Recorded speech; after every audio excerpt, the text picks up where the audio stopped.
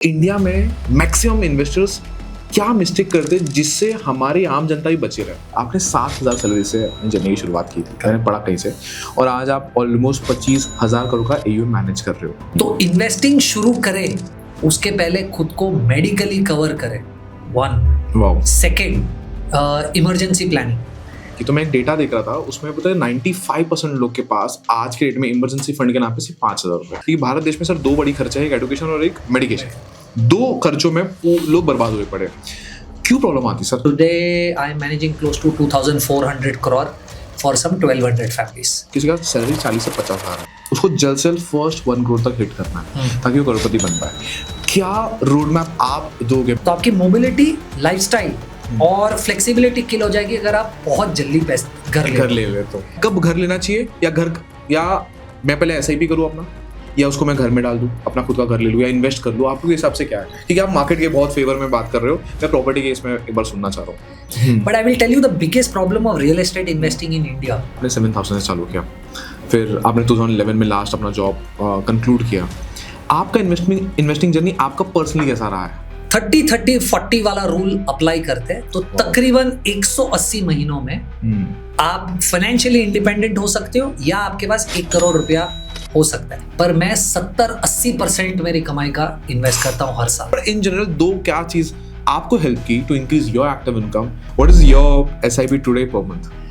I do roughly 13.5 lakhs every month. I am not somebody who wants to die rich. एक investment advice आप क्या दोगे जो एक 25 साल का यंग और 55 इयर्स का मैच्योर्ड भी इसको फॉलो कर सकता है? एंड दैट इज डिसिप्लिन रखिए।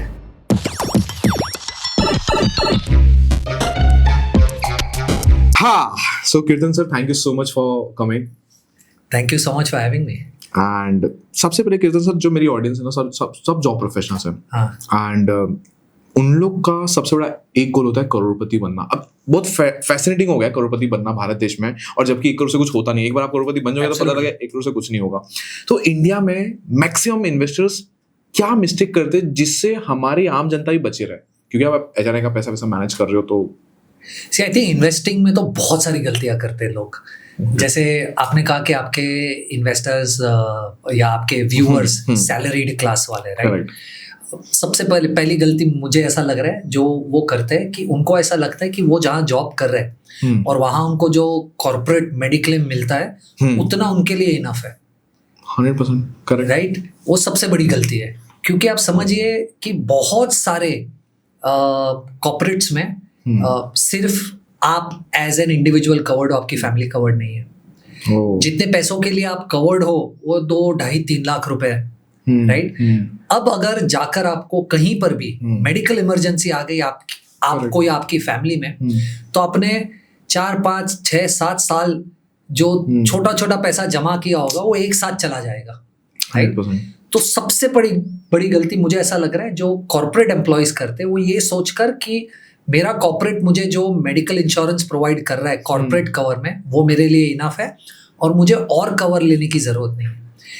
आप अगर दूसरा कवर नहीं लोगे तो आपकी फैमिली कवर नहीं होगी, आप कम इंश्योरेंस के लिए कवर हो जाओगे, और ये इतने सालों का जो भी आपने इन्वेस्टमेंट किया हो कोई काम नहीं आएगा अगर मेडिकल इमरजेंसी आ गई तो, क्योंकि राइट? तो इन्वेस्टिंग शुरू करें उसके पहले खुद को मेडिकली कवर करें। 1 सेकेंड, इमरजेंसी प्लानिंग। ये मैं अगर 2020 के पहले ये कॉन्वर्सेशन करता ना किसी के भी साथ कि आपको एक इमरजेंसी कॉर्पस होना चाहिए, तो वो हंसता, क्योंकि वो कॉन्सेप्ट ही प्रेवलेंट नहीं था कि इमरजेंसी कॉर्पस क्यों चाहिए। आई थिंक 2020 में कोविड के बाद लोगों को शायद, मुझे ऐसा लग रहा है कि ये एहसास हुआ कि जॉब चली जाएगी तो मेरे पास कुछ पैसा होना चाहिए कि मैं 6 महीना 10 महीना सर्वाइव कर सकूं। ये भी बहुत ज्यादा जरूरी है, क्योंकि इसकी वजह से आपकी इन्वेस्टिंग में डिसिप्लिन टूट जाएगी। क्योंकि अगर आपकी जॉब चली गई और आपके पास पैसा ही नहीं है, तो आप अनफॉर्चुनेटली कुछ ऐसे डिसीजंस ले लोगे, अपनी SIP को रोकने का, अपना इन्वेस्टमेंट तोड़ने का, कोई ऐसी जॉब ले लोगे जो आपको नहीं लेनी चाहिए, क्योंकि आपके पास 6-8-10 महीने सर्वाइव करने के लिए कुछ कॉर्पस ही नहीं बचा।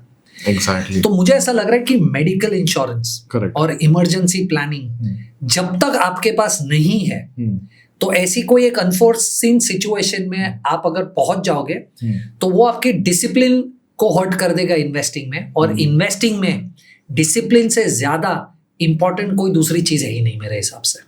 तो अगर क्वेश्चन ये है कि आपकी ऑडियंस सैलरीड है तो इन्वेस्टिंग में क्या वो गलती करते हैं? इन्वेस्टिंग में गलती वो ये करते हैं कि इन्वेस्टिंग के पहले उनके पास जो चीजें होनी चाहिए वो नहीं होती। मतलब इन्वेस्टमेंट तो दूर की बात है, बहुत मतलब पहले ही बॉल पे आपने 6 मार दिया। सो मैं मेडिक्लेम की बात करता हूँ और आपने इमरजेंसी फंड की बात की, तो मैं एक डेटा देख रहा था, उसमें पता है 95% लोग के पास आज के डेट में इमरजेंसी फंड के नाम पे सिर्फ 5,000 रुपए। मंथ एंड तक अगर कुछ गड़बड़ हो गई, जैसे आपने कोई मेडिकल इमरजेंसी आ गई, 5,000 जीपे मंगवा ले भाई, इससे मांग लेंगे, उससे मांग लेंगे, दोस्त यारों से मांग लेंगे, और उसको भी देने को चुकाने में उनको 3-4-5 महीने लग जाएंगे। क्योंकि भारत देश में सर 2 बड़ी खर्चा है, एक एजुकेशन और एक मेडिकेशन। 2 खर्चों में लोग बर्बाद हुए पड़े। क्यों प्रॉब्लम आती है सर? जैसे आप बोल रहे हो कि लोग ये गलती करते हैं, तो क्यों गलती कर रहे हैं? रीजन क्या है? उन लोगों की माइंडसेट डेवलप नहीं कर रही। आपके हिसाब से क्या वो चीज मिसिंग है जिसको सुधार के ये 2 चीज पहले बिल्ड कर पाए? सी आई थिंक सबसे पहला प्रॉब्लम तो ये है कि इंडिया में अनफॉर्चुनेटली फाइनेंशियल एजुकेशन स्कूल या कॉलेजेस में दी नहीं जाती। तो जब आपको स्कूल या कॉलेज में ये एजुकेशन मिली नहीं है, तो आप कैसे अज्यूम कर सकते हो कि टियर 2, टियर 3, टियर 4 में कोई एक इंडिविजुअल है, उसको ये नॉलेज हो कि मुझे ये करना है। एग्जैक्टली। तो इंडिया में होता ये है कि जब आपको झटका लगता है तब जाकर आप एजुकेट होते हो और आप उसे करने की कोशिश करते हो, आप प्री प्रिपेयर्ड नहीं हो उसके लिए। सेकंड, बजटिंग के नाम पे या बजटिंग जैसा कोई कॉन्सेप्ट ही नहीं है इंडिया में, राइट? लोगों को स्ट्रेस आता है। Absolutely right. तो यानी मैं अब जो कहने वाला हूँ इतना सिंपल है अंडरस्टैंड करने के लिए, पर मैं गारंटी देता हूँ 90% लोग जो हमें सुनते हैं ना, वो ये यूज नहीं कर पाते। बेसिक कॉन्सेप्ट क्या है फाइनेंस का या इन्वेस्टिंग का? बेसिक कॉन्सेप्ट है कि आपको 100 रुपए की इनकम मिली, करेक्ट। आप उस 100 रुपए में से सबसे पहले एक एक्स अमाउंट ऑफ पैसा इन्वेस्ट कर दीजिए, करेक्ट। बचा हुआ पैसा आपके पास अवेलेबल है खर्चा करने के लिए। 90% लोग जो हमें सुनते हैं इसका उल्टा करते हैं।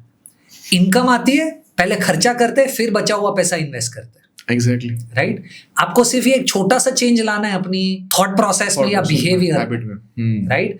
अगर आप ये 1-2 चीजें भी चेंज कर दोगे ना, तो आपकी फाइनेंशियल जर्नी बहुत सिग्निफिकेंटली बेटर हो जाएगी वर्सेस जिस तरीके से आप आज मैनेज कर रहे हो। तो 2-3 बेसिक चीज है। एक मेडिकल इंश्योरेंस होना चाहिए, इमरजेंसी प्लान कीजिए। इन दोनों से आप जो निवेश करने की कोशिश कर रहे हो वो डिसिप्लिन्ड रहेगा, बीच में रुकेगा नहीं। Correct, right. करेक्ट। और पैसा आया, उसमें से सबसे पहले निवेश कीजिए, बचा हुआ पैसा खर्चा कीजिए। कहने में जितना आसान है उतना ही करने में मुश्किल है, पर नहीं करोगे तो फाइनेंशियल जर्नी में डिसिप्लिन नहीं आएगी। एग्जैक्टली। मैं देख पा रहा था आप ट्विटर में बहुत एक्टिव हो लिखने में बहुत एक्टिव हो। मैं आपकी जर्नी, एक्स प्लेटफॉर्म होगा जो ट्विटर अभी एक्स प्लेटफॉर्म होगा, आपने 7,000 सैलरी से अपनी जर्नी की शुरुआत की थी, मैंने पढ़ा कहीं से, और आज आप ऑलमोस्ट 25,000 करोड़ का AUM मैनेज कर रहे हो, करेक्ट? सो ये सफर थोड़ा मेरे को आप अपने बारे में बताइए, क्योंकि जो पॉडकास्ट एंड तक देखेगा उसको समझ में आना चाहिए यार मैं इनको सुनूं क्यों, क्या किया इन्होंने 7,000 से लेकर 25,000 करोड़ तक का AUM मैनेज करने में। कुछ तो खास बात होगी बियॉन्ड, वो बोलते हैं ना गुजराती के अंदर एक बिजनेस का खून होता है, उसके बियॉन्ड क्या क्या चीजें आपके लिए काम किया? इसे आई थिंक सबसे पहले तो मुझे ऐसा लग रहा है कि लोगों को ये जानना जरूरी है कि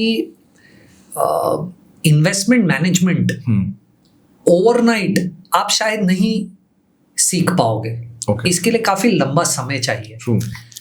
and fortunately I would say I am blessed कि मैं एक फैमिली में हूँ जिस फैमिली में पैसों का डिस्कशन या पैसा कहाँ इन्वेस्ट करना चाहिए था ये रोज का डिस्कशन था। Amazing. यानी आज मार्केट में क्या हुआ, पैसा मैं कहाँ पर इन्वेस्ट कर रहा हूँ, ये मेरे डैड मेरे साथ बहुत टाइम से डिस्कस कर रहे हैं। तो आई डोंट रियली थिंक कि हमारे घर पे पैसों का डिस्कशन कोई भी टैबू था, राइट? तो सबकॉन्शियसली आप अगर मेरी जर्नी देखो तो मैं बचपन से ही इन्वेस्टमेंट्स के आजू बाजू डायरेक्टली या इनडायरेक्टली डिस्कशन में ऑलवेज इन्वॉल्व रहा हूँ। ऑफ कोर्स मैं इंजीनियर बनना चाहता था क्योंकि मेरा डैड इंजीनियर है, पर मैं 12th स्टैंडर्ड साइंस में ग्रेस मार्क्स से पास हुआ, मुझे पास किया गया था। मैं एक्चुअली तो फेल हो चुका था। फिर भी मैंने फर्स्ट ईयर इंजीनियरिंग में एडमिशन लिया जुगाड़ लगाकर। उसमें भी 5 में से 4 सब्जेक्ट में मैं एक्चुअली फेल हो चुका था फर्स्ट सेमेस्टर एग्जाम में। और फिर वहां से मेरी जो जर्नी चेंज हुई, right, I think that's the turning point in my life. क्योंकि उसके बाद मैं कॉल सेंटर में काम करने लगा और साथ में ग्रेजुएशन करनी थी, तो मैंने बीएससी मैथ ले लिया। और बीएससी मैथ करने के बाद मैंने कुछ सर्टिफिकेशंस कर लिए फाइनेंस में, CFP being the most popular one that I have done, right.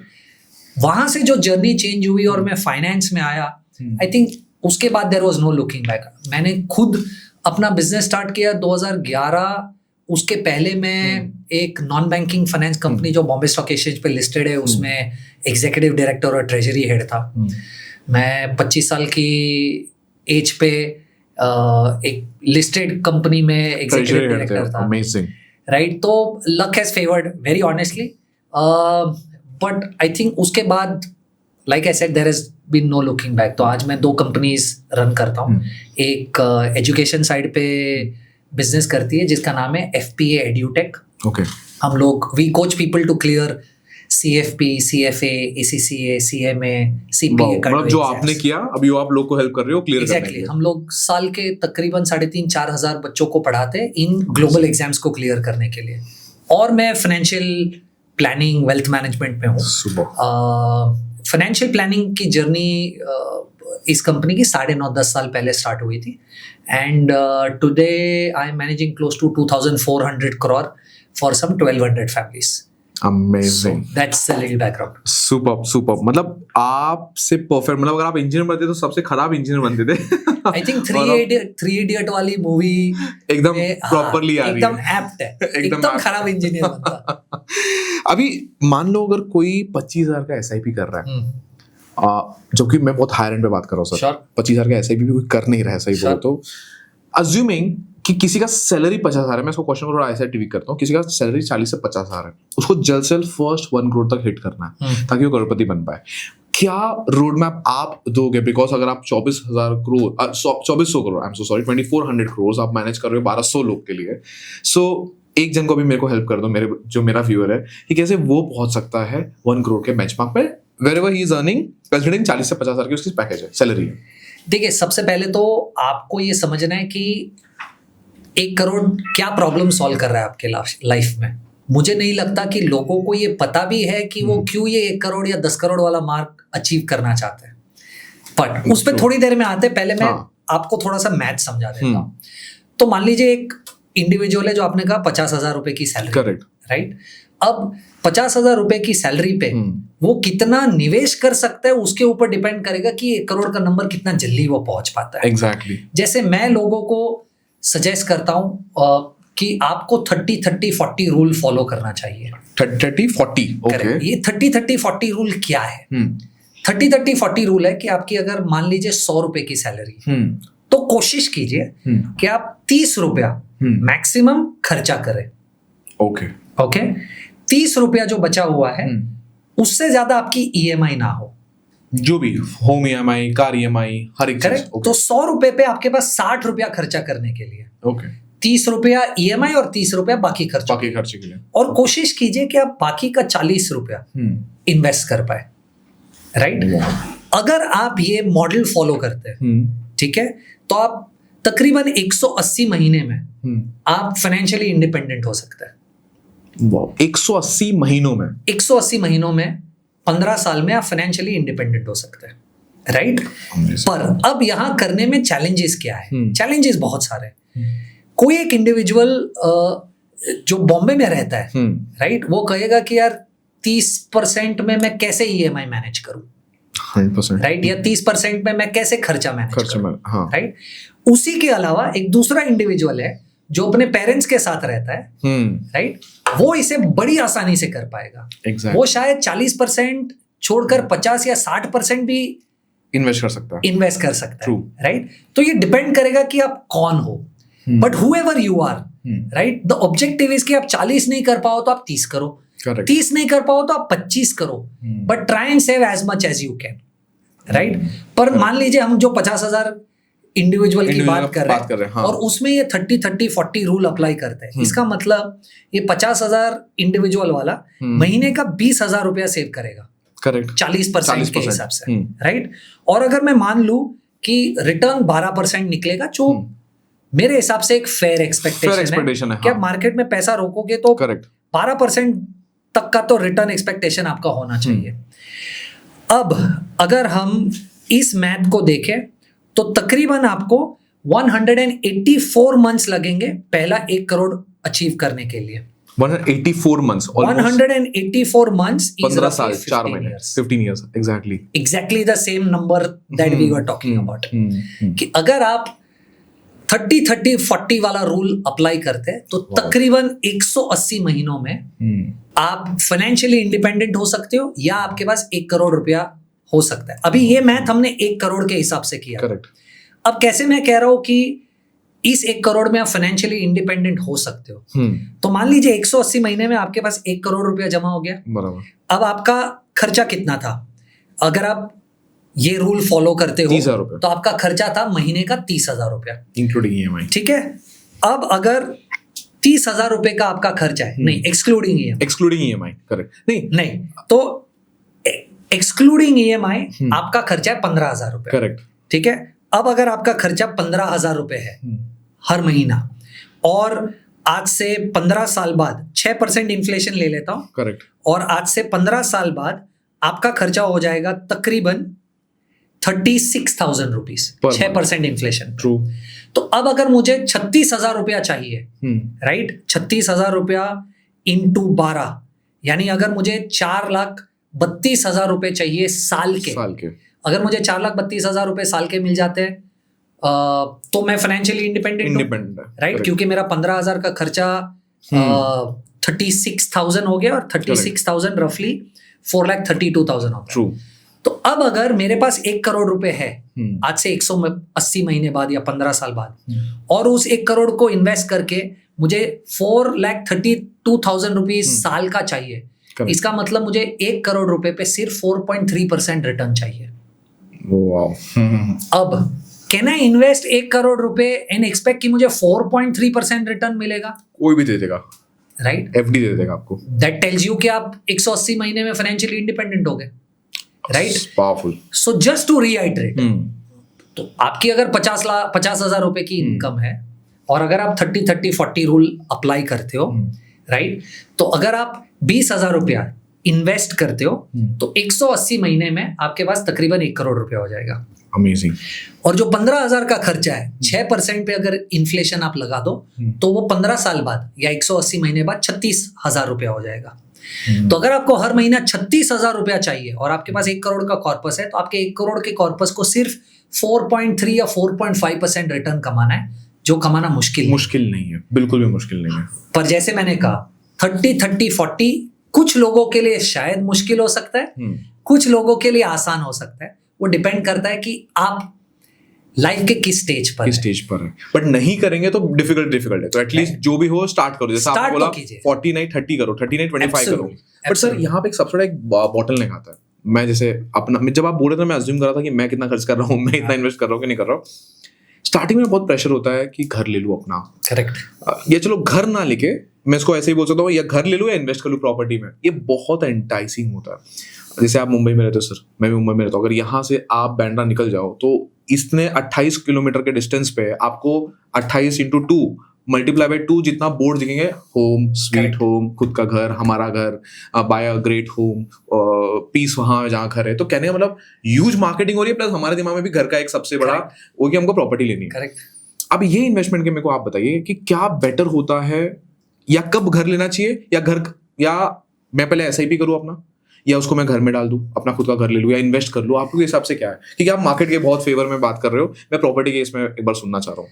देखिए, सबसे पहले तो I will completely agree with you. आप इंडिया में 100 लोग जिसके पास घर नहीं है, उसका सर्वे कर ले कि सबसे पहली या मोस्ट डेस्परेटली आपको क्या चीज चाहिए। आई थिंक खुद का घर चाहिए will come out to be as the top answer, 100%, right.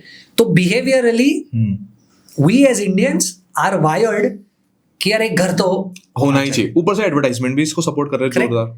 अब मैथमेटिकली मैं आपको आराम से प्रूव करके दे सकता हूं कि कैसे रेंट पे रहना लॉजिकली बहुत साउंड है वर्सेस घर लेना। चलो फिर, राइट। इंडिया में आप मान के चलिए 1 करोड़ का अगर आप घर देख रहे हैं, राइट, अगर आप प्रोबेबली मुंबई, दिल्ली यानी दिल्ली, गुड़गांव एरिया, हैदराबाद, बैंगलोर, ये 4-5 सिटीज को अगर आप छोड़ दे तो इंडिया में रेंट यील्ड 2 या 3% से ज्यादा नहीं है। इसका मतलब 1 करोड़ का घर आपको साल के 2.5 लाख से 3 लाख रुपए के रेंट पर मिल जाएगा। Perfect, yes, correct. और ये this is a proven data for years together. अगर आप ये 3-4 बड़ी सिटीज छोड़ दो तो, राइट। इनफैक्ट इन बड़ी सिटीज में भी मुझे नहीं लगता कि इससे ज्यादा यील्ड है। पर ऑफ कोर्स कोई एक स्पेसिफिक एरिया होगा जहां पर, जैसे आपने कहा बैंड्रा में ये फॉर्मूला नहीं चलेगा, पर प्रोबेबली कांदिवली में ये फॉर्मूला चल जाएगा, 100%, राइट। तो अगर आप 1 करोड़ का एक घर लेने की सोच रहे हैं तो आप 20 लाख रुपया डाउन पेमेंट करेंगे, एग्जैक्टली, राइट। 80 लाख रुपए की लोन ले लेंगे, लोन ले लूंगा। अब अगर आप 80 लाख रुपए आज के सिचुएशन में EMI लेने जाते हैं तो आपको तकरीबन 80,000 रुपए का EMI आएगा, करेक्ट, ठीक है। अब अगर आपको 80,000 रुपए का EMI आएगा तो आप उस 80,000 के EMI को अगले 20 सालों तक पे करने वाले हो, ट्रू, ठीक है। अब इसकी जगह पे मैं अगर घर ले लेता, रेंट पे ले लेता, तो मुझे ये सेम घर 1 करोड़ वाला घर तकरीबन महीने की 20,000 की EMI पे मिल जाएगा। अब मान लीजिए 5% से रेंट बढ़ने वाला है, and all of that put together मैं सोचता हूँ, मान लीजिए 20,000 नहीं होता है, 25,000 होता है, 25,000 नहीं होता है, 30,000 होता है। हायर रेंट पे 30,000 में तो ठीक ठाक मिल जाएंगे, ठीक है, 30,000 होते हैं। तो अगर मैं 30,000 के घर में रहता हूँ, राइट, वर्सेस 80,000 की EMI, तो मेरे पास 50,000 रुपया बचता है इन्वेस्ट करने के लिए, ठीक है।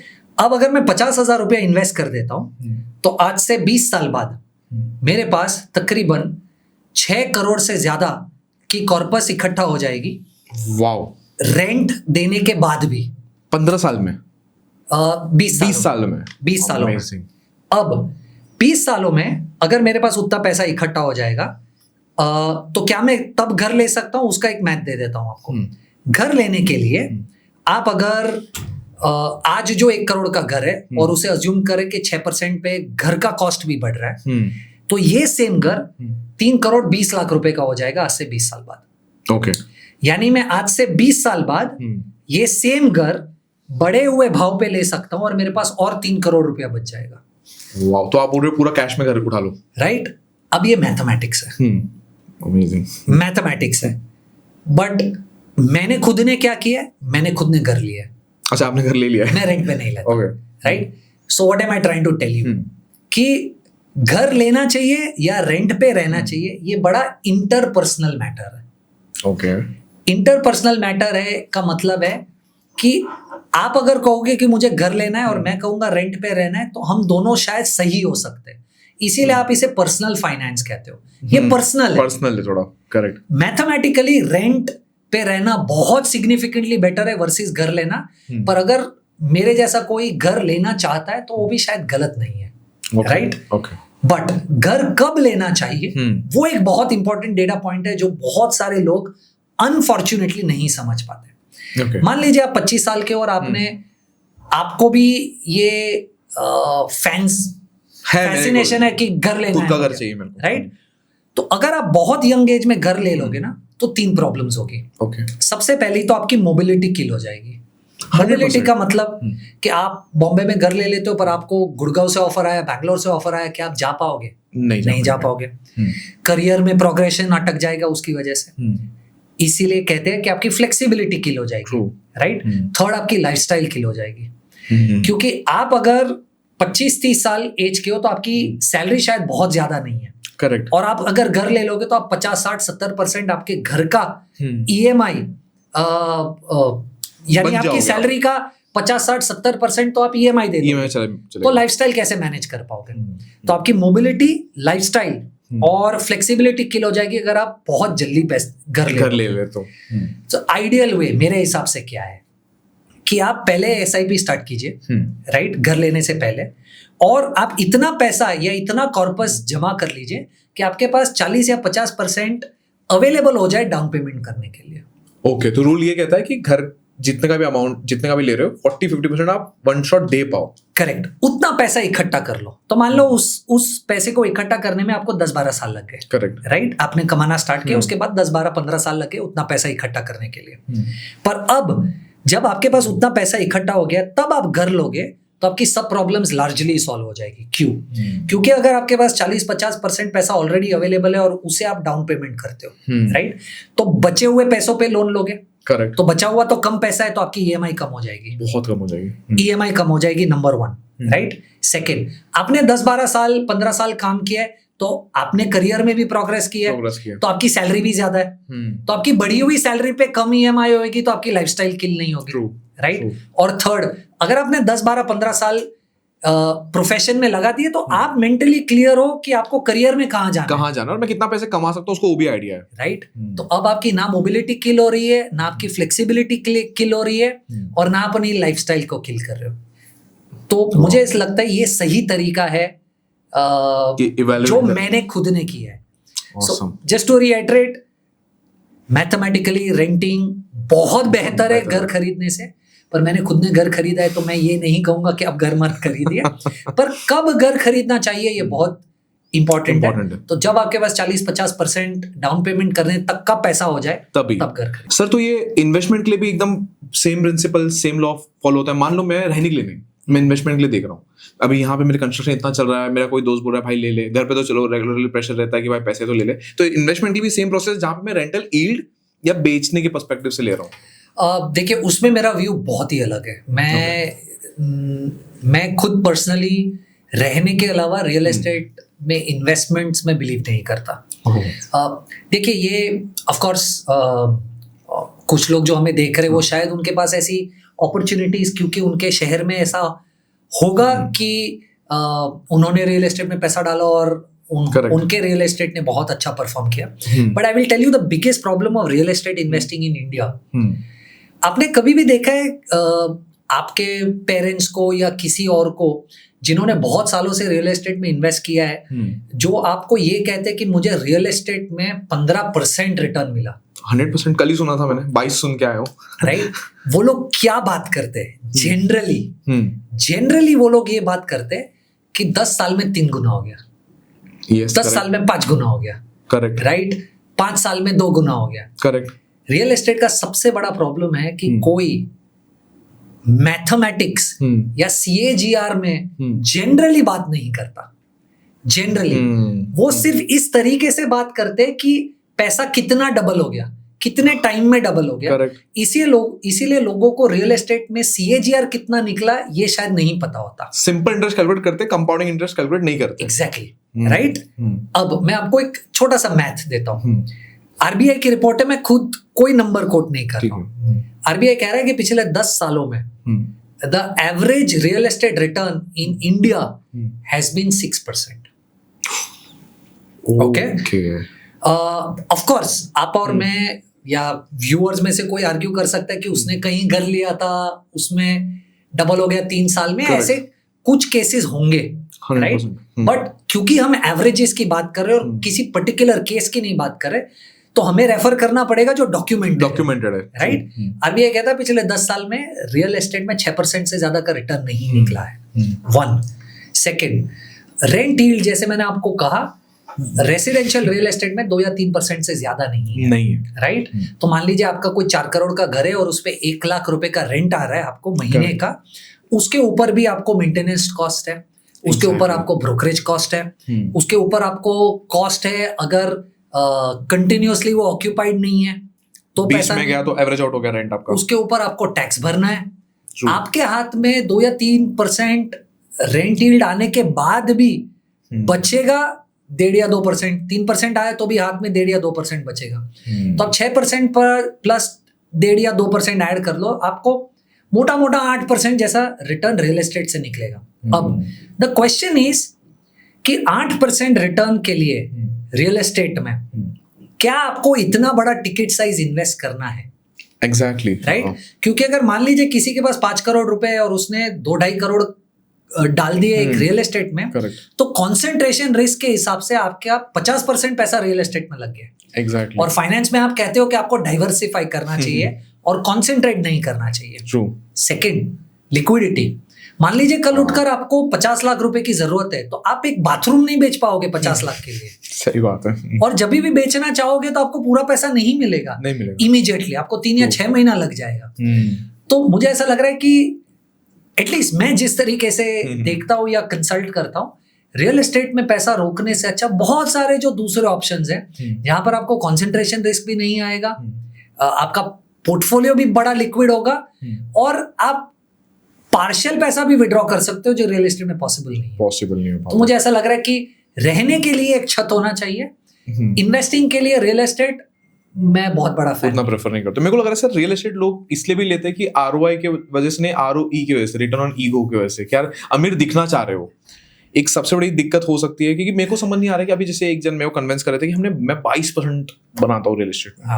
अंडर कंस्ट्रक्शन बिल्डिंग जो 2 साल में भी जस्ट रेडी होने वाली है, 2 साल जिनका रह रहा है सब कुछ आ गया, 2 साल में रेडी होगी। ऐसा नहीं कि एकदम ही अंडर कंस्ट्रक्शन 2 साल में रेडी हो रही है, उसमें पैसा डाल दूंगा, जैसे रेडी होगी मैं बेच दूंगा, मिनिमम मैं 22% या 18% निकाल दूंगा। सी जेन्युइनली ऐसे बहुत सारे लोग हैं जो ये करते हैं और कर पाते हैं, और शायद वो जो आपको कह रहा है वो एक प्रोफेशनल है इस इंडस्ट्री में, और वो जो कह रहा है वो रॉन्ग नहीं है। Okay, right. क्योंकि रियल एस्टेट में आप लेवरेज को अगर सही तरीके से यूज करो तो आप रिटर्न बना सकते हो। लेवरेज का क्या मतलब है कि अगर 2 साल में ये घर बनने वाला है और आपको ये घर मान लीजिए 10% के डाउन पेमेंट पे मिल जाता है और बाकी पैसा स्लैब में देना है या पोजेशन पे देना है, करेक्ट, तो मान लीजिए 100 रुपए का घर है, राइट, आपने 10 ही रुपया दिया है, पर 2 साल के एंड पे जब आपको बाकी का 90 रुपया देना है, उसके पहले अगर आप घर को 120 रुपए में भी बेच देते हो, राइट, तो आपको तो 20 रुपए का फायदा हो रहा है 10 रुपया डाल के। ट्रू, आपने तो 100 डाला ही नहीं है पूरा। लेवरेज का फायदा रियल एस्टेट में जो लोग यूज कर सकते हैं वो रियल एस्टेट में डेफिनेटली पैसा कमा सकते हैं। पर आप समझिए लेवरेज किसको मिलती है? जिसके पास पैसा है, कैश जो लेके रखे वही तो जिसको समझता है। करेक्ट। और मान लीजिए अगर प्रोजेक्ट अटक गया, आपने जो सोचा था वैसा बिक नहीं रहा है और 90% पेमेंट करना पड़ा, तो क्या आपके पास पैसा है उस पेमेंट को करने के लिए? Correct. तो लेवरेज के डिसएडवांटेजेस भी बहुत है। तो डिसरिगार्ड नहीं करूंगा, है अच्छे लोग इस इंडस्ट्री में जो शायद रियल एस्टेट में लेवरेज को यूज करके कर सकते हैं, पर आम जनता के लिए मुझे ऐसा लगता है real estate is not a great investment. 100%। और उसमें सबसे ज्यादा मेंटल स्ट्रेस आप जो अट्रैक्ट करते हो आफ्टर बाइंग रियल एस्टेट, वो अनबीटेबल है किसी भी एसेट क्लास से। अभी कीर्तन सर, मैं आपको एक चीज पूछता हूँ, जैसे आपने 7,000 से चालू किया, फिर आपने 2011 में लास्ट अपना जॉब कंक्लूड किया, आपका इन्वेस्टिंग जर्नी आपका पर्सनली कैसा रहा है? How have you been as an investor personally आपके लाइफ में? आपका फाइनेंशियल फ्रीडम का क्या सीन चल रहा है? रिच लाइफ में को दिखाना क्या ना, रिच लाइफ सर चलती है। हार्दिक पांड्या जब बॉटल इधर थमाते तो यहाँ पे उसके पकड़ने के लिए रहता है, तो यहाँ पे कुछ है तो यहाँ पे उसके पकड़ने, तो ऐसे वीडियोस बहुत चल पड़ती है। तो रिच लाइफस्टाइल देखना। यार मैं बड़ा गरीब आदमी हूँ, रॉन्ग क्वेश्चन पूछ लिया आपने। नहीं, बट देखिए मुझे ऐसा लग रहा है सबसे पहले तो, अच्छा 2400 करोड़ संभालने वाले गरीब आदमी हम भी बनना चाहेंगे, तो सारे मेरे पैसे नहीं है मैं संभाल रहा हूँ किसी के पैसे। But jokes apart, I think देखो मैंने फाइनेंशियल इन्वेस्टिंग में बहुत गलतियां की है। ओके। 2013-14 में मैंने जितना पैसा उसके पहले तक कमाया था वो सब मार्केट में उड़ गया, फ्यूचर्स एंड ऑप्शंस में। फ्यूचर एंड एफएनओ में। उसके बाद मैंने 1-2 बार और कोशिश की है फ्यूचर्स एंड ऑप्शंस में, और दोनों बार मोटा मोटा पैसा तोड़ा है, राइट। मैंने स्टॉक्स में बहुत पैसा तोड़ा है उसी दौरान 2008 से लेकर 2013-14 तक, जहाँ पर मुझे शायद ऐसा लगता था कि मुझे इन्वेस्टिंग आती है, पर बहुत सारे लोग जो हमें वीडियो पे देखेंगे, मैं भी एकदम ओवरनाइट 100, 150, 200% कमाना चाहता था, तो वैसे स्टॉक्स में इन्वेस्ट करके पैसा तोड़ा है। तो मैंने तो बहुत गलतियां की है, और बहुत गलतियां करने के बाद मैं एक ही चीज सीखा हूं कि इन्वेस्टिंग फन के लिए नहीं की जाती। इन्वेस्टिंग जितनी सिंपल है ना, उतना आप बेटर कर पाओगे। तो 2013-14 के बाद ये तो डिसाइड कर लिया था कि बॉस अब कोई एक्सपेरिमेंट नहीं करेंगे पैसों के साथ। तो आज मेरा 90-95% पैसा म्यूचुअल फंड में पड़ा हुआ है। SIP, नॉर्मल SIP चल रहा है। तो मैं बड़ा सिंपल करता हूँ, बहुत सारे व्यूअर्स को थोड़ा सा झटका लगेगा अब जो कहने वाला हूँ, पर मैं 70-80% मेरी कमाई का इन्वेस्ट करता हूँ हर साल। वाओ। तो मैं जो आपको कह रहा था 30-30-40 रूल, राइट? आपके लिए 30 नहीं 70-15-15 हो गया। मैं 70-80% इन्वेस्ट कर देता हूँ। वाओ। ओके, ऑफ कोर्स मैं थोड़ा इस सिचुएशन पे जब आपसे बात कर रहा हूँ, थोड़ा सा प्रिविलेज्ड बैकग्राउंड में हूँ। डेफिनेटली आपने 7,000 सैलरी से चालू किया था। काम किया हुआ है, बहुत सालों से काम कर रहा हूँ। मेरी पोजीशन थोड़ी सी अलग है, पर क्योंकि आपने मेरे बारे में पूछा इसलिए बता रहा हूँ। 70-80% पैसा इन्वेस्ट करता हूँ। लॉजिक कैसे करता हूँ? लॉजिकली बड़ा सिंपल है। मैं 40% जो 40% वाला इन्वेस्टमेंट, हाँ, वो SIP है मेरी। अच्छा, तो मान लो आप 100 रुपए करते हो, इनकम है 40 रुपया साल में SIP के थ्रू सीधा चले जाता है। ओके। हर क्वार्टर अगर मेरे पास कुछ पैसा बचा तो मैंने अप्रैल में SIP की, मई में की, जून में की। ओके। अब जून के एंड में मेरे पास अगर कुछ पैसा बचा तो वो पैसा भी उन्हीं म्यूचुअल फंड्स में लग जाएगा जिसमें मेरी SIP चल रही है। तो SIP चल रही है 12 महीना, और मैं 4 लमसम करता हूँ 4 क्वार्टर के एंड पे जितना भी पैसा बच गया। Amazing. Okay, right. But I follow a very important philosophy. Positively भी ले सकते हो आप, नेगेटिवली भी ले सकते हो। मुझे ऐसा लग रहा है कि लाइफ में बैलेंस होना बहुत जरूरी है, राइट? तो मैं एक ऐसी सिचुएशन में नहीं रहना चाहता कि मैं जितना भी पैसा आ रहा है सिर्फ इन्वेस्ट कर रहा हूँ और लाइफ में कुछ जी नहीं रहा हूँ।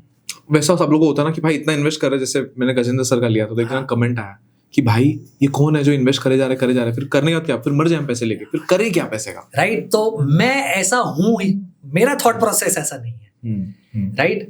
मुझे ऐसा लग रहा है कि बैलेंस बहुत जरूरी है लाइफ में। आपको आपकी लाइफ को एंजॉय भी करना है and you should invest also. True. तो I am not somebody who wants to die rich, right? Correct. मेरे को ऐसी सिचुएशन में रहना ही नहीं है कि मैं 60 साल का हो जाऊंगा और मेरे पास 100, 150, 200 करोड़ होंगे, मेरी लाइफ और हेल्थ सपोर्ट नहीं करेगी, मैं क्या करूंगा उस पैसों का?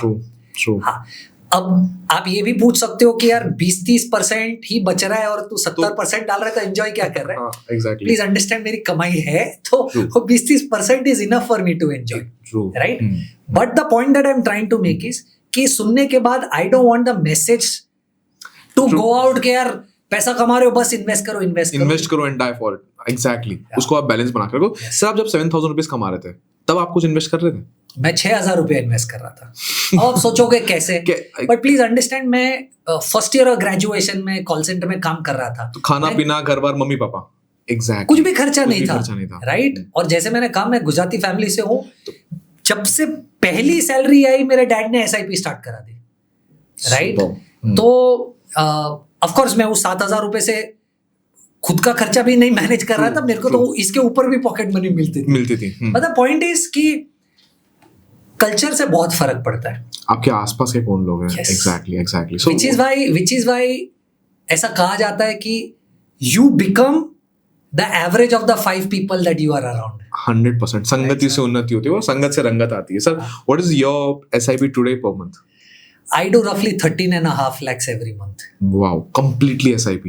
Complete SIP. आपसे बात करके मेरे को एक चीज समझ में आ रही है कि people are very active on their passive income and very passive on their active income. मतलब एक्टिव इनकम को कमाने के लिए बहुत देखा जाएगा, करा जाएगा, बट हाँ, 2 रुपए अगर साइड में इन्वेस्ट कर रहे हैं तो उसमें बहुत ज्यादा एक्टिव है। बट आपसे बात करके ये समझ में आ रहा है कि you should be always very passive on your passive income. चलने दो शांति से, उसमें कोई दिमाग लगाने की जरूरत नहीं है, और मेहनत करो एक्टिव इनकम बढ़ाने में। 100%। आप देखिए, आप समझिए, ये जितने भी लोग हमें सुन रहे और सुन रहे कि यार ये 13.5 लाख रुपए की SIP कर रहे हैं, एग्जैक्टली, प्लीज अंडरस्टैंड कि आप 13.5 लाख रुपए की SIP कब कर पाओगे? जब आपके पास उतनी इनकम है। 100%। अगर आपके पास इनकम ही नहीं है तो SIP कहां से होगी? So your goal is ideally and always कि बॉस मैं अपनी एक्टिव इनकम को बढ़ाऊं, जिसकी वजह से मैं अपनी इन्वेस्टमेंट्स को बढ़ा पाऊंगा। प्रॉब्लम क्या हो रही है 2020 के बाद? Fortunately unfortunately thanks to Covid इतने सारे रिटेल इन्वेस्टर्स मार्केट में आ गए, राइट? और इनको ये, sorry I am saying this, भ्रम होने लगा है कि उनको इन्वेस्टिंग समझती है। तो वो अपने करियर पे फोकस करने की जगह पे इन्वेस्टिंग पे फोकस करने लगे थे, राइट? अब आपके पास जब 5 करोड़, 10 करोड़, 20 करोड़, 25 करोड़ है, तब आप जब इन्वेस्टिंग पे फोकस करोगे तो आप साल का 1-1.5-2 करोड़ रुपया निकाल पाओगे अपनी लाइफस्टाइल के लिए। पर अगर आपके पास 50 लाख रुपए और आप इन्वेस्टर बनने की कोशिश कर रहे हो, right, then it is counterproductive, क्योंकि आपकी एक्टिव इनकम भी बंद हो गई है, और अगर इन्वेस्टिंग से पैसा नहीं बना तो करियर भी नहीं है और ये भी पैसा भी नहीं है। एग्जैक्टली। तो आई ऑलवेज कीप टेलिंग पीपल कि अगर आप फार्मा बैकग्राउंड से हो, आईटी बैकग्राउंड से हो, आप किसी भी बैकग्राउंड से हो, आप उस फील्ड में एक्सेल करने की कोशिश कीजिए, राइट, एक्टिव इनकम बढ़ाने की कोशिश कीजिए। खुद फंड मैनेजर बनकर वो जॉब छोड़कर क्या ही कर लोगे। Exactly, right. I always keep telling people कि नॉलेज होना जरूरी है, अच्छा है, but you don't need to start doing somebody else's work. Exactly, right, exactly, जो हो सकता है। यानी अगर आपको मेडिकली कुछ बीमारी हो जाती है, आप खुद थोड़ी डॉक्टर बन जाते हो। True. Do you treat yourself? Obviously no. Right. Can you fight your own case? Obviously not. और rather should you fight your own case? Exactly. जब वो किसी और को पैसा देकर उसकी एक्सपर्टीज को यूज किया जा सकता है, तो आप जिसमें अच्छे हो वो करो ना यार, जो अच्छा है उसको वो करने दो। एक्टिव इनकम बढ़ाने में फोकस करो। 100% एक्टिव इनकम बढ़ाने में दो फोकस टिप्स करना है। सर आप दोगे मेरे जॉब प्रोफेशनल को ऑडियंस को, हाँ। क्या 2 टिप्स है इन जनरल? ऑब्वियसली उनके इस फील्ड में, मान लो कोई इंजीनियर तो उनको इंजीनियरिंग में अच्छा बनना पड़ेगा, कोई डेवलपर है डेवलपिंग में अच्छा पड़ेगा, बट इन जनरल 2 क्या चीज आपको हेल्प की to increase your active income, जिसे लोग एक लेके आ सकते हैं और अपना एक्टिव इनकम बढ़ा सकते हैं? See, I think the first thing जो मुझे आपके पॉडकास्ट पे बोलना है, जो मैंने नहीं देखा बहुत सारे लोग सजेस्ट करते लोगों को, वो ये है कि कोशिश करो कि आप ऐसी कंपनीज में काम करो कि जहां पर आपको ESOPs मिले। ESOPs मिले, वाओ। राइट।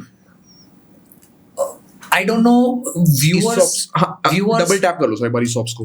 व्यूअर्स कितना रिलेट कर पाएंगे मैं जो बोल रहा हूं, पर मैं बहुत सारे ऐसे लोगों को जानता हूं जो जब किसी कंपनी में काम करने जाते हैं और वो कंपनी अगर उनको ऐसा कहती है कि मैं आपको फिक्स 100 रुपया दूंगा और 10 रुपया कंपनी के शेयर्स दूंगा अगर आप 3 साल तक टिकोगे या 5 साल तक टिकोगे, तो अनफॉर्चुनेटली इंडिविजुअल कहता है कि यार ये ESOP मत दे, मुझे पूरा कैश दे दे।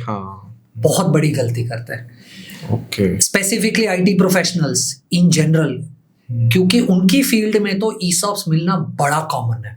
एग्जैक्टली। राइट। आपने NVIDIA का नाम सुना है? 100%। NVIDIA में कहा जाता है कि 70% लोग, 70% of the entire staff is a millionaire, क्योंकि सबको ESOPs दिए गए थे। ये अलग बहुत बढ़िया बिजनेस स्ट्रेटेजी भी है वैसे। Right, absolutely.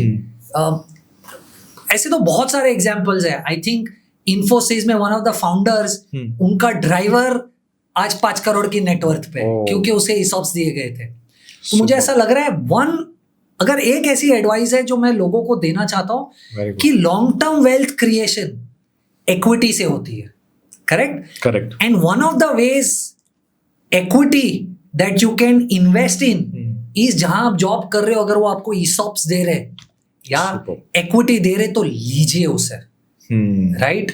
तो एक्टिव इनकम बढ़ाइए, और अगर ESOP की अपॉर्चुनिटी मिल रही है तो वो लीजिए, क्योंकि आप जो कैश फॉरगो कर रहे हो उस ESOP के सामने, वो ESOP मल्टीप्लाई हो जाएगा 100%। 3 या 5 साल। फर्स्ट टाइम ऐसा मतलब मेरे को दिमाग में लग रहा था आप इसका जवाब दोगे, एक स्किल लर्न कर लो, ध्यान दो मार्केट में क्या चल रहा है, AI लर्न करो, बट आपने सीधा एक ऐसा चीज बोला जो आज तक मैंने भी कभी नहीं सुना है कि ESOPs के लिए नेगोशिएट करो। Yes. And this is something very powerful. Sir आप जैसे 1200 फैमिलीज के आज फंड मैनेज कर रहे हो, करेक्ट, एंड अराउंड 2400 crores आप मैनेज कर रहे हो। रिच, अभी हम हमेशा रिच लाइफस्टाइल देख के बहुत ज्यादा मोटिवेट होते हैं। ये पर्सनली मैं अपनी बात करूँ तो मेरे को भी लगता है कि यार जब भी मैं कोई ऐसा रील देख रहा हूँ, किसी इस गाड़ी, मान लो मैं कोई गाड़ी लेना, कोई चला रहा है, तो मैं ऑब्वियसली उससे इंस्पायर हो जाऊंगा। क्या कॉमन चीजें आपने नोटिस किए हैं व्हाइल मैनेजिंग HNIs जो अक्सर आप देखते हो कि, मतलब मैं इसको और सिंप्लीफाई करता हूँ, जो अक्सर गरीबों में आप देखते हो कि उन लोगों का मिस आउट है?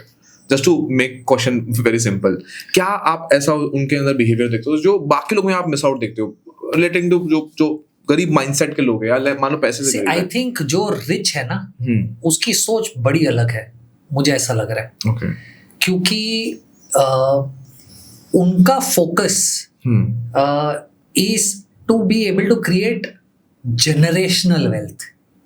जनरेशनल वेल्थ, इस सब डबल टैप करना है। जनरेशनल वेल्थ का मतलब है वो ये नहीं सोच रहा कि ये जो पैसा मैं आज इन्वेस्ट कर रहा हूं वो 10 साल बाद कितना हो जाएगा।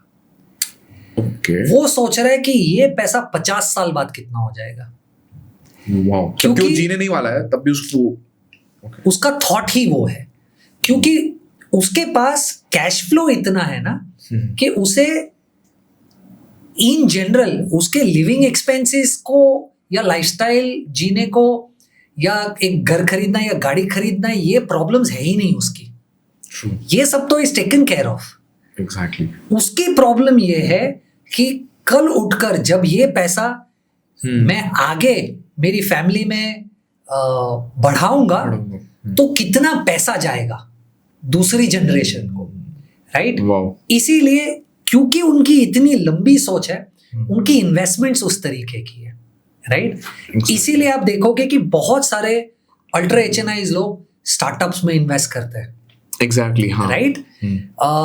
इक्विटी में इन्वेस्ट करते हैं, राइट? क्योंकि उनको शायद 5 या 6 या 10 साल बाद ये पैसा कितना हो जाएगा से ज्यादा प्रॉब्लम है कि क्या मैं 50 साल बाद इसे इतना बड़ा बना सकता हूं कि शायद मेरी जनरेशन को जब ये पास ऑन होगा तो उनके लिए ये मीनिंगफुल हो जाए।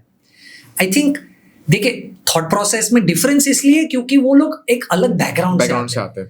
उनकी प्रॉब्लम लाइवलीहुड जीना नहीं है, उनकी प्रॉब्लम ये है कि मेरे पास जो है उसे कैसे मैक्सिमाइज करो, काम पे कैसे लगाऊं उन लोगों को, राइट? जबकि जो लोग ये नहीं कहूंगा कि गरीब है, बहुत अच्छी सैलरी भी कमाते हैं, राइट? अनफॉर्चुनेटली उनकी रिस्क टेकिंग एबिलिटी बहुत कम होती है। ट्रू, लॉन्ग टर्म कोई सोच नहीं पाता ना। मैं भी सोचता मैं आपको एक एग्जांपल देता हूँ, ठीक है? आई डोंट नो अगर आपने ये नोटिस किया होगा या नहीं। मान लीजिए एक इंडिविजुअल है जिसने सीए कर लिया है या आईआईटी आईआईएम कर लिया है, ठीक है? वर्सेस एक इंडिविजुअल जो 12th फेल है या 12th पास है, मान लीजिए। करेक्ट। दोनों के पास एक बिजनेस अपॉर्चुनिटी आती है, राइट? आपको क्या लगता है इन दोनों में से उस बिजनेस को करने के लिए कौन सबसे पहले रेडी हो जाएगा? 12th पास या ये आईआईटी आईआईएम? 12th पास वाला, आई गेस, राइट? क्योंकि उसके पास कुछ हारने के लिए है ही नहीं। अनफॉर्चुनेटली एजुकेशन जो आपको कॉन्फिडेंस देना चाहिए वो आपको डरपोक बनाता है। आप ये सोचने लगते हो कि यार मैं इतना ज्यादा सैलरी वाला जॉब छोड़कर क्यों रिस्क लूं, 100%, राइट? जबकि आपकी सोच ये होनी चाहिए कि मैं ये रिस्क ले लेता हूं, 2 या 3 साल बाद फेल हो गया तो भी मैं तो आईआईटी आया हूं यार, मेरे को तो कोई भी हायर कर लेगा, कोई भी उठा लेगा। तो अनफॉर्चुनेटली जो मिडिल क्लास है ना इंडिया का, उसकी रिस्क टेकिंग एबिलिटी बहुत कमजोर है। जबकि education should make you more confident. Exactly, ये बहुत बड़ा एक गैप है। नहीं, दिस इज सो पावरफुल कि मतलब मैं खुद देख रहा था कि जब मैंने अपनी कॉलेज से बाहर निकला, एग्जैक्टली मैं इस सिचुएशन में था कि मैंने सोचा इतना पैसे मैंने खर्च कर दिए, मैं अभी बिजनेस करूंगा और 3 साल मेरे को घिसाना पड़ेगा, इससे मैं जॉब ही कर लेता हूँ। एंड मैं 2100 के जॉब पे लगा था 2100 रुपए की मेरी जॉब थी। सो इवन मैं लगा था चल ठीक है, एक स्टेबलाइज और जल्द बढ़ जाएगा। And this is so powerful. तो इसका सोल्यूशन क्या है सर? क्या मतलब उन लोग पढ़ाई करना छोड़ दे या क्या सोल्यूशन क्या है फिर? नहीं, सोल्यूशन देखिए, एक बार के लिए मेरे को लगा सर थॉट सही भी है ना। जैसे I am an architect designer, मेरी फीस हमेशा, मतलब एक आर्किटेक्ट डिजाइनर की फीस ज्यादा होती है, हमारे में बहुत सारे इक्विपमेंट्स होते हैं, तो मैं 6 लाख रुपए फीस दिए थे।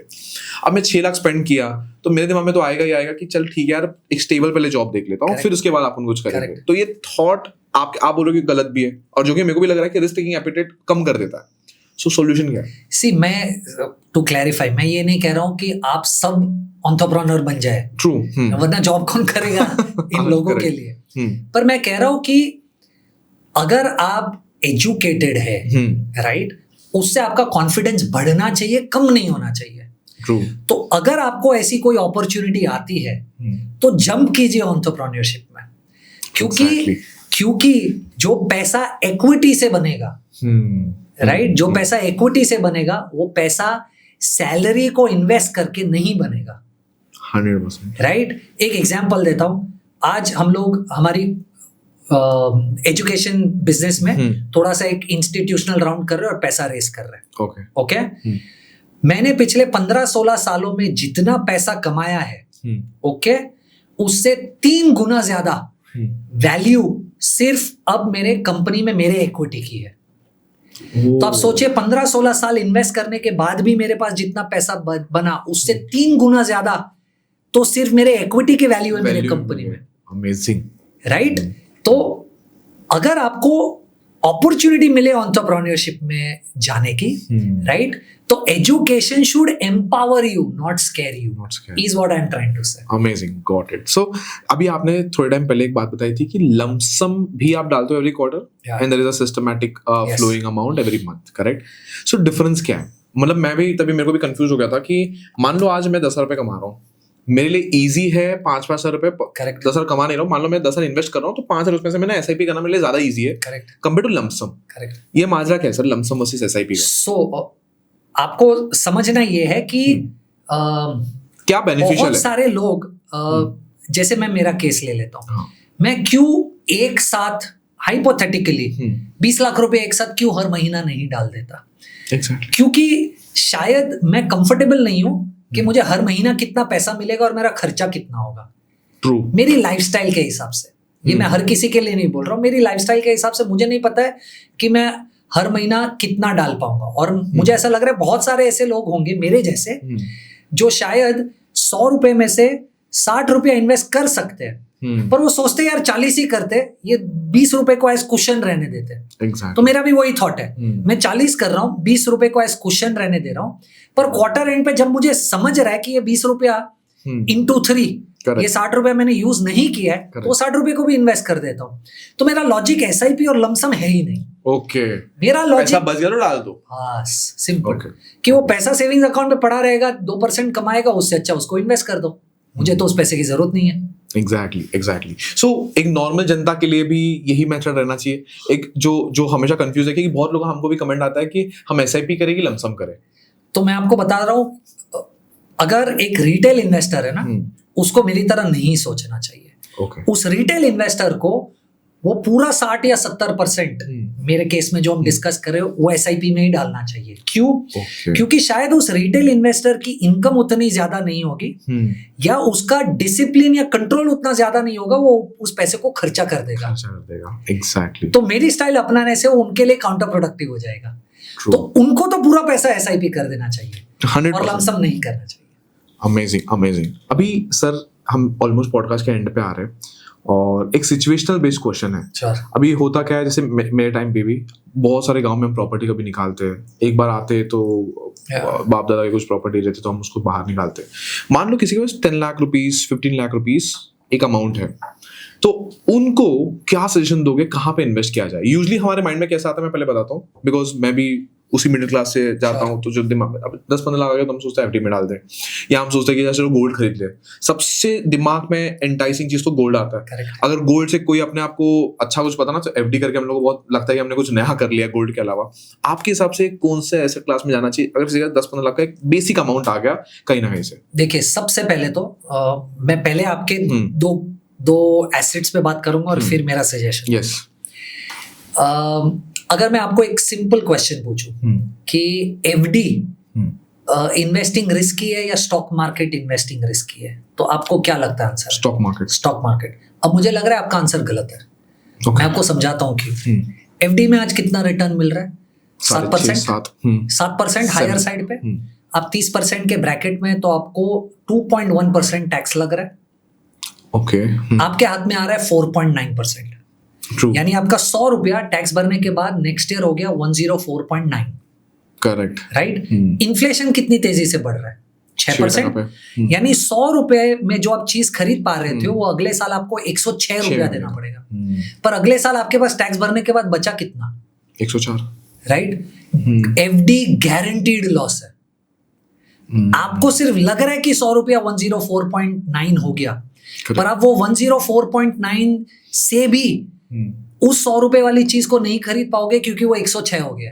एग्जैक्टली। अब स्टॉक मार्केट में ऑफ कोर्स ऊपर नीचे होता है, पर पिछले 44-45 इयर्स का एवरेज रिटर्न मार्केट में 12% के ऊपर है। ओके। और यही एसेट क्लास में डालो, एमएफ करो, एसआईपी करो, राइट? तो सबसे पहले तो मुझे ऐसा लग रहा है कि मुझे नहीं पता कितने लोग इससे रिलेट कर पाएंगे जो मैं कह रहा हूं, पर एफडी ज्यादा रिस्की है स्टॉक मार्केट इन्वेस्टमेंट से, क्योंकि एफडी में तो गारंटी है कि आप इन्फ्लेशन से कम पैसा कमाओगे टैक्स के बाद, तो वहां तो प्रोबेबिलिटी नहीं है कि आप इन्फ्लेशन से ज्यादा रिटर्न कभी भी बना पाओगे, गारंटीड लॉस है। स्टॉक मार्केट में एटलीस्ट प्रोबेबिलिटी तो है कि आप बना लेंगे, इन्फ्लेशन से ज्यादा बना लोगे 100% over the period of time. 1 second gold की बात करता हूं। देखिए गोल्ड अनफॉर्चुनेटली इंडिया में मेरे हिसाब से इन्वेस्टमेंट है ही नहीं। Gold in India is emergency planning. अब मैं क्या कह रहा हूं, आप कितने लोगों को जानते हो आपके फ्रेंड सर्कल में, फैमिली में, इतने सालों से आप जो जी रहे हो उसमें कि किसी ने भी गोल्ड क्योंकि मार्केट में बढ़ गया वो जाके गोल्ड बेच के आए? कोई भी नहीं, राइट? तो ये कौन सा इन्वेस्टमेंट है? तो आप कब यूज करोगे इस पैसे को? जो आपने गोल्ड कभी नहीं कोई यूज नहीं कर सोचता इन्वेस्टमेंट के, खाली एक मेरे को लगता है एक इमोशनल बाइंग के लिए लोग कर लेते हैं, इमरजेंसी प्लानिंग। गोल्ड इंडिया में सिर्फ आप ऐसी सिचुएशन में आ जाओगे जहां आपके पास कुछ और उपाय नहीं है, तब आप अपना गोल्ड बेचते हो या अपनी बेटी को या किसी को शादी में दे देते हो। ट्रू, आप अपना गोल्ड कभी नहीं बेचते, राइट? ट्रू। तो ये इमरजेंसी प्लानिंग है, not an investment. It's not an investment. क्योंकि इन्वेस्टमेंट का पर्पस क्या है? इन्वेस्टमेंट का पर्पस कोई एक एंड गोल अचीव करना है। ट्रू। आप इन्वेस्टमेंट करते हो बेटी की शादी करने के लिए, बेटे के एजुकेशन के लिए, खुद की रिटायरमेंट के लिए, वर्ल्ड टूर जाने के लिए, घर खरीदने के लिए। इनमें से कौन सी सिचुएशन में गोल्ड बेचा आपने? कोई भी नहीं। इन्वेस्टमेंट का पर्पस है गोल को अचीव करना, राइट? ट्रू। तो ये तो कोई प्रॉब्लम ही सॉल्व नहीं कर रहा है, एग्जैक्टली, राइट? डिस्क्लेमर, मुझे लग रहा है और मैं हमारे क्लाइंट्स को 10 या 15% गोल्ड में इन्वेस्टमेंट सजेस्ट करता हूं। I am a prominent investor in gold और मैं सजेस्ट भी करता हूं लोगों को कि गोल्ड में इन्वेस्ट कीजिए। पर गोल्ड कौन सा गोल्ड, राइट? आप गोल्ड ETF लीजिए, गोल्ड म्यूचुअल फंड लीजिए, जिसे आप बेचोगे प्रॉफिट रियलाइज करने के लिए, फिजिकल गोल्ड नहीं। फिजिकल गोल्ड नहीं, फिजिकल गोल्ड से तो आपको फिर प्यार हो जाता है, राइट? हाँ सर, आप 10-15 लाख पे थे, तो now coming to your 10 to 15 lakhs। तो अगर आपके पास 10-15 लाख है और आपके पास 8-10 साल का इन्वेस्टमेंट होराइजन है, सर मेरे को सब केसेस के लिए एग्जांपल देना। जैसे अगर मेरे पास 10-15 साल है, मेरे पास मान लो सिर्फ 2-3 साल है, तो दोनों के लिए तो सबसे पहले स्टार्ट करते हैं। आपके पास 8-10 साल है, और आपके पास रिस्क एपेटाइट भी है, राइट? और आप वेल्थ क्रिएशन की तरफ फोकस कर रहे हो, राइट? तो आपको ये पैसा म्यूचुअल फंड्स में इन्वेस्ट कर देना चाहिए, इक्विटी में, इक्विटी मार्केट में, राइट? इसे 4-5 फंड में डिवाइड कर दीजिए आपके 10-15 लाख को, और 8-10 साल में मुझे नहीं लगता कि आपको क्यों 12-13% की रिटर्न एक्सपेक्टेशन नहीं रखनी चाहिए। क्वाइट पॉसिबल है, राइट? तो वो होगा जिसका रिस्क एपेटाइट है और 8-10 साल का इन्वेस्टमेंट होराइजन है। पर मान लीजिए अगर आपके पास सिर्फ 2 या 3 साल है, तो आप इस पैसे को इक्विटी में नहीं रख सकते, क्योंकि इक्विटी में आपको कम से कम 4-5 साल का इन्वेस्टमेंट होराइजन चाहिए। तो अगर आपके पास 2-3 साल ही है, तो आपको ये पैसा फिक्स्ड इनकम में रखना पड़ेगा। फिक्स्ड इनकम में जैसे कि, तो फिक्स्ड इनकम में आप 2-3 चीजें कर सकते हो। सबसे पहले तो आप स्मॉल फाइनेंस बैंक की FD में पैसा कर सकते हो, क्योंकि आज अगर SBI 6.5% दे रहा है, तो ऐसे स्मॉल फाइनेंस बैंक है जो 8.5% भी दे रहे हैं, और वो भी उनके पास भी वही सेफ्टी नेट है RBI का जो SBI के बड़े-बड़े बैंक्स के पास है। ट्रू। तो आप वो कर सकते हो। और दूसरा, आप म्यूचुअल फंड में भी डेट म्यूचुअल फंड्स करके कैटेगरी है, राइट? उसमें आप पैसा रोक सकते हो, जिसमें होता ही है कि आपने वहां पैसा डाला और वहां फंड मैनेजर इक्विटी की जगह पे बॉन्ड्स में पैसा निवेश करता है, राइट? तो ये दोनों में आप पैसा रोक सकते हो अगर आपके पास 2 या 3 साल का इन्वेस्टमेंट होराइजन है। आप 2 और कैटेगरी कर सकते हो। म्यूचुअल फंड में एक कैटेगरी है इक्विटी सेविंग्स फंड, और दूसरी है कंजर्वेटिव हाइब्रिड, राइट? क्या है? इन चार में से आपको जो ज्यादा कंफर्टेबल लगे आप उसमें कीजिए। अब मैं कहने की क्या कोशिश कर रहा हूं, अगर आपका रिस्क एपेटाइट बहुत कम है, राइट, तो आप स्मॉल फाइनेंस बैंक की FD और डेट म्यूचुअल फंड के कॉम्बिनेशन में पैसा रोक दीजिए, राइट? पर अगर आपका रिस्क एपेटाइट है, राइट, तो आप कंजर्वेटिव हाइब्रिड फंड और इक्विटी सेविंग्स फंड के कॉम्बिनेशन में पैसा रोकिए।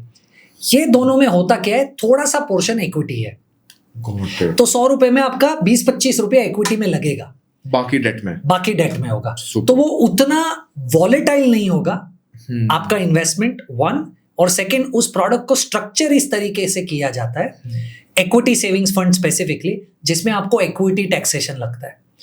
तो 12.5% टैक्स लगेगा वर्सेस 30% टैक्स जो आपको बैंक की एफडी में या डेट म्यूचुअल फंड में लगेगा। तो वो भी एक बहुत बड़ा एडवांटेज है, पर इसके लिए थोड़ा सा रिस्क एपेटाइट होना जरूरी है, क्योंकि आपका 20-25% पैसा इक्विटी में लग ही रहा है। बट फाइनली क्योंकि अगर आपको अच्छा रिटर्न दे रहे तो एक थोड़ा सा, अगर आप मतलब बोलते ना, अगर थोड़ा सा ध्यान वहां पे लेके रखे हो तो इजीली पॉसिबल हो जाएगा। पर सर मेरे दिमाग में एक क्वेश्चन आता है, बच्चों वाला सवाल है, बड़े बहुत दिमाग में आता है सबके, और मेरे भी आता है, अगर कल को स्टॉक मार्केट बंद हो गया तो क्या फिर हम अपना पैसा कैसे मल्टीप्लाई करेंगे? देखिए, आप मुझे ऐसा, और थैंक यू कि ये क्वेश्चन आपने पूछा। स्टॉक मार्केट क्या है, right? Suppose if somebody has to ask stock market क्या है, स्टॉक मार्केट एक जरिया है कंपनीज को पैसा रेस करने के लिए। ओके। तो मान लीजिए रिलायंस इंडस्ट्रीज को पैसा चाहिए, राइट? तो ट्रेडिशनल मेथड है कि रिलायंस इंडस्ट्री जाएगा बैंक के पास, बैंक से पैसा उधार लेगा और कंपनी ग्रो करने की कोशिश करेगा, राइट? मॉडर्न अप्रोच ये है कि रिलायंस इंडस्ट्रीज मार्केट में आएगा, राइट? आपसे मेरे से उधार लेगा, उसे आप बॉन्ड कहते हो। ओके। तो सेम जैसे वो बैंक से उधार ले रहे हैं, वैसे आपसे मेरे से उधार लेगा तो उसे आप बॉन्ड कहते हो। करेक्ट। या उसकी इक्विटी आपको बेचकर पैसा लेगा तो उसे आप स्टॉक कहते हो। करेक्ट। तो ट्रेडिशनल अप्रोच ये है कि आप बैंक से उधार ले लो, मॉडर्न अप्रोच ये है कि आप मार्केट से पैसा उठाओ, या तो इन बॉन्ड्स या इन इक्विटी, राइट? तो जब तक इंडिया में मुझे ऐसा लग रहा है कि कंपनीज नई बनेगी, नई कंपनीज ग्रो होने का सोचेगी, पुरानी कंपनीज ग्रो होने का सोचेगी, उन्हें पैसा रेस करने की जरूरत पड़ेगी, मार्केट चाहिए उन्हें पैसा रेस करने के लिए। Exactly. तो आप यूएस देख लीजिए, 100 साल से ज्यादा की ट्रेडेड हिस्ट्री है डाउ जोन्स की, राइट? तो आई कैन अंडरस्टैंड कि ये क्वेश्चन शायद क्यों आ रहा है, पर मुझे नहीं लगता है कि मार्केट बंद हो जाएगी। आज आपने यूएस की बात की, मतलब मैं ऑलमोस्ट एंड करने वाला, बट मेरे को एक और क्वेश्चन दिमाग में आ गया। आपने यूएस मार्केट की बात की, अभी मैं एक थोड़े दिन पहले रील देख रहा था, जिसे एनवीडिया का market cap is around 4 trillion dollars, और हमारी पूरी स्टॉक मार्केट का जो वैल्यूएशन है that is around 3.5 trillion dollar. मतलब एक यूएस की एक कंपनी हमारा पूरा शेयर मार्केट है, दैट सिंपली टेल्स यू कि मार्केट में कितना बड़ा स्कोप है। एग्जैक्टली, कितना बड़ा स्कोप है, राइट? आई थिंक 1988 में या 1990 में रिलायंस इंडस्ट्रीज का मार्केट कैप था तकरीबन 20,000 करोड़। ओके। आज if I am not wrong with the number, कुछ 14 लाख आई गेस, कुछ, हाँ, right? So Reliance is just one company. ऐसे तो 4-5 हजार स्टॉक्स लिस्टेड है एक्सचेंज पे, और नई कंपनीज लिस्ट होते जा रही है। तो बहुत सारी ऐसी कंपनीज है जो बहुत बड़ा काम करती है पर अभी भी मार्केट्स में लिस्टेड नहीं है। बहुत सारी नई कंपनीज बनेंगी फ्यूचर में जो पैसा रेस करने की कोशिश करेगी, जिसके लिए उन्हें मार्केट्स में आना पड़ेगा। तो ये एक इवॉल्विंग सिचुएशन और ये एक लाइफ साइकिल है जो कंटिन्यू रहता रहेगा। सर, आउट ऑफ क्यूरियोसिटी, क्यों यूएस की कंपनीज का वैल्यूएशन, हम एप्पल की बात करते हैं, मतलब अगर टॉप 10 यूएस निकाल ले तो एप्पल, गूगल, माइक्रोसॉफ्ट, एनवीडिया अभी आ गई है, और एलवी का भी शायद है, एलवी का भी मैं देखा था एक बार, उनकी वैल्यूएशंस अमेजिंगली पागल बनती है। सो मैं आपको एक बहुत बेसिक डिफरेंस समझाता हूँ, पर वो ही आंसर है आपके क्वेश्चन का। US is a product based ecosystem and India is a service based ecosystem. अब मैं आपको समझाता हूं मैं क्या कह रहा हूं। इंडिया में टेक कंपनीज की आप बात कीजिए, क्या करती है टेक कंपनीज? इन्फोसिस देख लीजिए, टीसीएस देख लीजिए, एचसीएल देख लीजिए, विप्रो देख लीजिए, एक्सेंचर भी सर्विसेज देती है, राइट?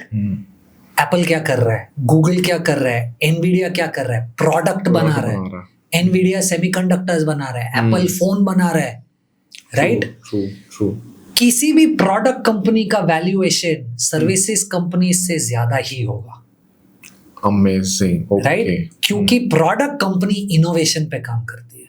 ट्रू, और सर्विस कंपनी फॉलो करती है। Service is an output of innovation और प्रोडक्ट। प्रोडक्ट बनेगा तो सर्विस दे पाओगे, प्रोडक्ट ही नहीं बनेगा तो आप क्या चीज की सर्विस दोगे? इसीलिए प्रोडक्ट कंपनीज का valuation is significantly higher versus service company. और प्रोडक्ट कंपनी में आपके पास अपॉर्चुनिटी होती है ग्लोबल बनने की। Exactly. आज मुझे एक भी कंट्री दिखा दीजिए जिसमें लोगों को एप्पल क्या है वो नहीं पता होगा, गूगल क्या है वो नहीं पता होगा, शायद एनवीडिया नहीं पता होगा। एक बार के लिए हाँ, यूज उसका कुछ ना कुछ प्रोडक्ट यूज करते रहेंगे, बट कंपनी नहीं पता रहेगा। माइक्रोसॉफ्ट किसको नहीं पता होगा? 100%, right? So as a product company आप सबसे लेटेस्ट एग्जांपल देख लीजिए, Tesla, right? It's a product company, गाड़ी बनाती है, करेक्ट, राइट? तो the biggest difference between US and India is product versus service. इसीलिए आप देखिए गवर्नमेंट का फोकस मैन्युफैक्चरिंग पे है, प्रोडक्ट्स बनाओ। ये कहने का इंट्यूशन है कि अगर आपको बड़ा कुछ करना है तो अपना खुद का एक नया प्रोडक्ट लेके आओ। बट अगेन हाँ, उसके लिए होल सेटअप, फंडिंग, उस हिसाब से एनवायरनमेंट चाहिए आपको जो आपको सपोर्ट करे। अमेजिंग सर, बहुत मजा आया। और जब भी मैं पॉडकास्ट एंड करता हूँ मैं 3 फायर राउंड्स करता हूँ जहाँ पे मैं I will ask you question और जितने कम से कम वर्ड्स में आप आंसर दे पाए आप दोगे। तो सबसे पहला सवाल स्ट्रेट आपके स्क्रीन के ऊपर सबसे महंगी चीज आप मटेरियल सक्सेस के हिसाब से क्या आप के पास है फिलहाल के लिए? अगर घर छोड़ दूं तो गाड़ी। कौन सी गाड़ी है? Audi A4। Oh wow. Second, आपकी इन्वेस्टमेंट जो आप, जैसे आपने बताया कि आपने 2008 से लेके 13-14 के पीरियड में बहुत लॉस किया, अगर उन लॉस को अगेन हम कोई मटेरियल चीज में कर ले, फॉर एग्जांपल मैंने एक जन को पूछा था तो एक जन बोला कि मेरे 4 फॉर्च्यूनर मेरे बर्बाद हो गए थे, तो अगर आप उन लॉसेस को किसी को इक्विवेलेंट मटेरियलिस्टिक में समझा पाओ तो what would be that losses equal to? शायद 3-4 घर चले गए। 3-4 कितने घर गए? कम से कम 3-4 घर चले गए। Wow, massive loss. थर्ड, एक इन्वेस्टमेंट एडवाइस जो प्रीडोमिनेंट है, हर जगह चलता है, ये जरूरी नहीं कि आप एमएफ में करो तो ऐसा करो, एक इन्वेस्टमेंट एडवाइस आप क्या दोगे जो एक 25 साल का यंग और 55 इयर्स का मैच्योर्ड भी इसको फॉलो कर सकता है? एंड दैट इज डिसिप्लिन रखिए। मैं हर बार जिससे भी मिलता हूँ राइट, उसे ये समझाने की या कहने की कोशिश कर रहा हूँ कि मैं कितना भी पढ़ा लिखा हूँ फाइनेंस में और आपको कुछ भी नहीं आता है फाइनेंस के बारे में, पर अगर आप मेरे से ज्यादा डिसिप्लिन्ड है राइट, तो आप मेरे से अच्छी तरीके से ज्यादा वेल्थ ग्रो कर पाएंगे। Amazing. मुझे ऐसा लग रहा है एज अ रिटेल इन्वेस्टर आप वेल्थ कैसे बनाते हो? वेल्थ बनाने का फॉर्मूला क्या है? जितना ज्यादा पैसा आप निवेश कर पाओगे और उस पे जितना ज्यादा रिटर्न बनेगा उतना ज्यादा वेल्थ होगा। True. करेक्ट? और जितने लंबे समय के लिए आप रख पाओगे, करेक्ट, तो जितना ज्यादा पैसा निवेश कर पाओगे, जितना लंबा रखोगे उस निवेश को, करेक्ट, और जितना ज्यादा रिटर्न निकलेगा उससे वेल्थ बनेगा। Exactly. राइट? अब ये 3 कंपोनेंट में से आपके हाथ में क्या है? जितना ज्यादा आप पैसा रोक सकते हो correct. और जितना लंबे समय के लिए रोक सकते हो। रिटर्न आपके हाथ में नहीं है। राइट? प्रॉब्लम ये है कि लोग रिटर्न पे फोकस करते हैं 100%, जो उनके हाथ में ही नहीं है। उनके हाथ में नहीं है। उनको फोकस करना है जो उनके हाथ में है, ज्यादा पैसा रोको और ज्यादा समय के लिए रोको। Awesome. अगर आपके पास डिसिप्लिन है, you can, so there is a saying that a retail investor can eat the most professional or the most sophisticated fund managers on Wall Street for breakfast only by being disciplined. True, very nice. Kirtan sir, बहुत मजा आ गया, and it was very pleasure talking to you. Thank you so much for having me on the show और मैं hope कर रहा हूँ कि viewers को कुछ नया सीखने मिलेगा. Amazing, thank you. Thank you.